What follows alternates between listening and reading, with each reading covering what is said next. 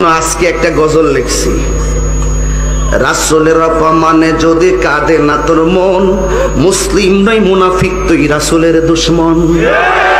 এই আওয়াজে মানি না, হাত তুলে বলো ঠিক কিনা। আজকে গাড়িতে বসে লিখছি, একটা কলি লিখছি। কত বড় মিথ্যেবাদী ভণ্ড প্রতারক জোচ্চোর হলে মানুষ এমন একটি কথা বলতে পারে। সে নাকি গাড়িতে বসে মাত্র এই দুটি লাইন লিখছে। মানে কবি কাজী নজরুল ইসলামের একটা লেখাকে যদি নিজের বলে চালিয়ে দেয়, এর চেয়ে মিথ্যাবাদী আর কি হইতে পারে। সুন্নতি লেবাস ধরছে শালায়। এক বেড়া হিন্দু বেড়া নতুন মুসলমান হইছে, বুঝছেননি? নতুন মুসলমান হইছে বেচারা, মুসলমান হইছে তাবলিগ আলাগো কাছে। তো তাবলিগ আলাগোর কাছে মুসলমান হইছে, তো তোমার সমস্যা কি? আমাদের সময় হইছে বেচারা ক্ষেতের মধ্যে ক্ষেত নিরাইতেছে। হিন্দুরা কি লুঙ্গি পিনদে না ধুতি পিনদে? তো বেটা তো নতুন মুসলমান, এখনো লুঙ্গি পিন্দার অভ্যাস করছে না, ধুতি পিন্দা রইছে। আজান হইছে, বাচ্চারা ক্ষেতের লাইল দিয়ে আসে আর কয় আপনারা মুসলমান হইছেন, আজান দিছে চলেন নামাজে যাই। শুধু একটা বিষয় লক্ষ্য করুন, সে যে কন্টিনিউ মিথ্যা বলে যাচ্ছে, তার মধ্যে কোনো জড়তা আছে কিনা। বেচারা নতুন মুসলমান ক্ষেতের কাম কম হালায়া থুয়া নামাজ হইছে। গ্রামের মসজিদ তো মুসল্লি কম, আয়া দেখা করে ইমাম সাহেবের বরাবর পিছে জায়গাটা খালি। মূলত গল্পটাকে জমানোর জন্য সে এই মিথ্যেটা বললো যে সে এসে দেখে যে ইমাম সাহেবের পেছনের জায়গাটাই খালি আছে। হে বেটা এই জায়গাতেই দাঁড়াইছে, নামাজও দাঁড়ায় যখন সেজদা দিছে, বেচারা তো ধুতির ফাঁক ফোকর একটু বেশি থাকে না, তো ফোলা ফাইন দাঁড়াইছে বেটার পিছে। মুরব্বীরা নামাজের সেজদা দিলে ফোলা ফাইনে কিন্তু মাথা উড়ে দেখে কাটায় কি করে, দুষ্টামি করে না ফোলা ফাইন। মাত্র একটু এন্টারটেনমেন্ট আর তার এই আলোচনাটাকে একটু জমানোর জন্য, মানে নিজে একজন আলেম হয়ে ইসলামটাকে কত নিচে নামাচ্ছে।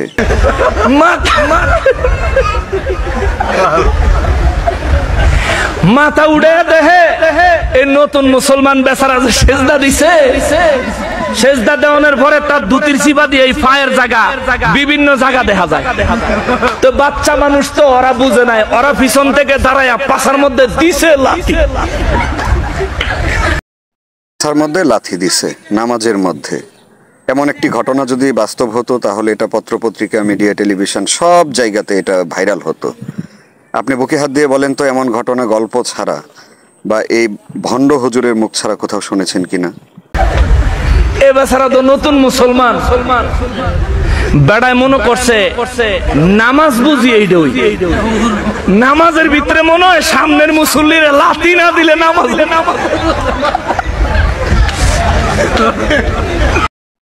ভাষ্যমতে হচ্ছে যে যারা নতুন মুসলমান হয় তাদের মানে তারা সবসময় গাঁজা খায়, গাঁজা খেয়ে লোড থাকে, যে লাথি দেওয়ার মানে এটাই নামাজের নিয়ম, এটা মনে করছে। আরে তুই যে গাঁজা খেয়ে যে ওয়াজ করতেছিস, এটাই তো তুই প্রমাণ দিচ্ছিস এই গল্পটা বলে। এবারে দাঁড়াইছে ইমাম সাহেবের পিছে, হে বেটা ওইটাই ইমাম সাহেব।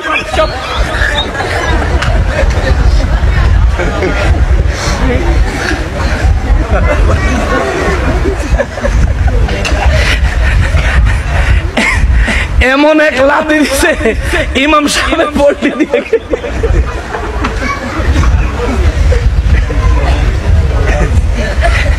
ইমাম সাহেব চিন্তা করতেছে, ওরে বাবা আল্লাহর গজব।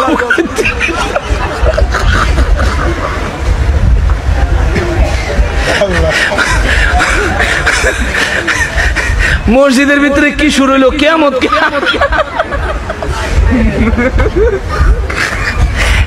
কিয়ামত কি আয়া পড়লো নাকি ঘটনা?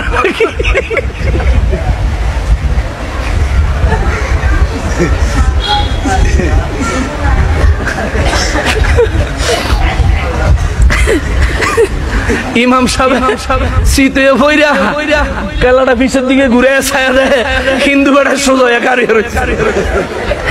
আপনি কারিয়ে রয়েছেন কা? একটা দিছি, আরেকটা দিবেন নাকি? মুসলমান হয়ে থাকলে বলেন, ইমাম সাহেবকে লাথি মারছে, ইমাম সাহেব উঠে বলে মানে যে ঘটনা কি মানে সুন্দরভাবে বলতেছে, আর মুসল্লিরাও কিছু বলে নাই, মানে এটা প্রসেসটা কন্টিনিউ চলছে, মানে এটাই ও বোঝাচ্ছে। ইমাম সাহেবের এ বেচারা কয়, হুজুর এটা কি নামাজের ভিতরে নাই? কয় ধর্মী আপনি করছেন নাকি?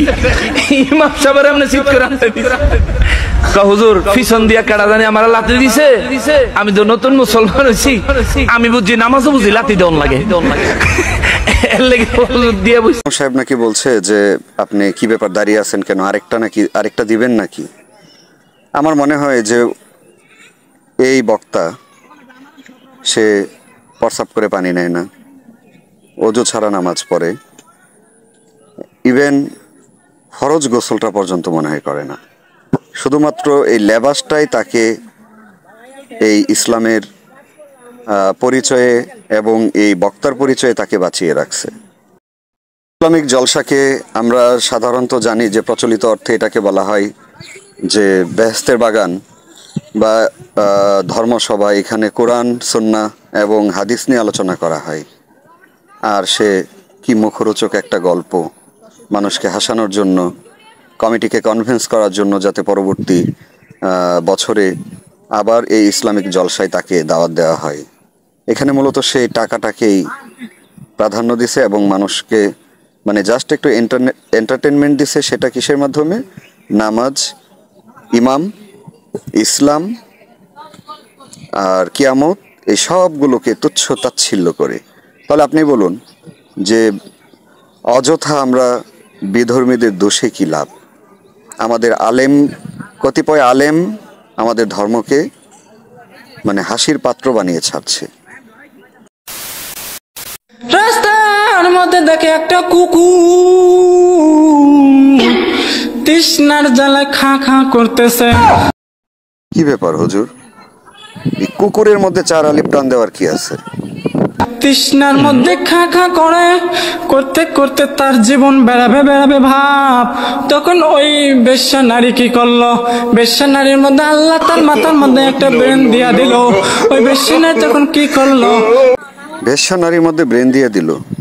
এর মানে পৃথিবীতে যত বেশ্যা নারী আছে তাদের মানে কারো মাথায় কোনো ব্রেন থাকে না, হঠাৎ করে ব্রেন দিয়ে দেয়।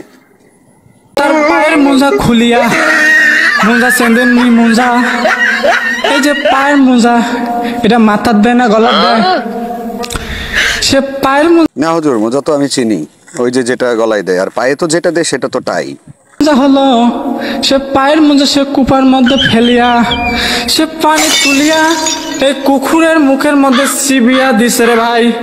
কুকুরটা পানি পাইয়া মালিকের কাছে শুকর করছে, মালিকের কাছে দোয়া করছে। আগে টাকা চিনো না, আগে কথা বলা শিখো, তারপরে হচ্ছে যে মানে তুমি এমন ভাব করতেছো যে মনে হয় তোমাকে মানে ফাঁসিতে ঝোলাবে বা তোমাকে কোরবানি দেওয়া হবে। নিজের মধ্যে আত্মবিশ্বাস তৈরি করো, পরে কথা বলো, পরে তুমি চেয়ারে বসো, ইসলামী জলসায় বসো সোনা বন্ধু।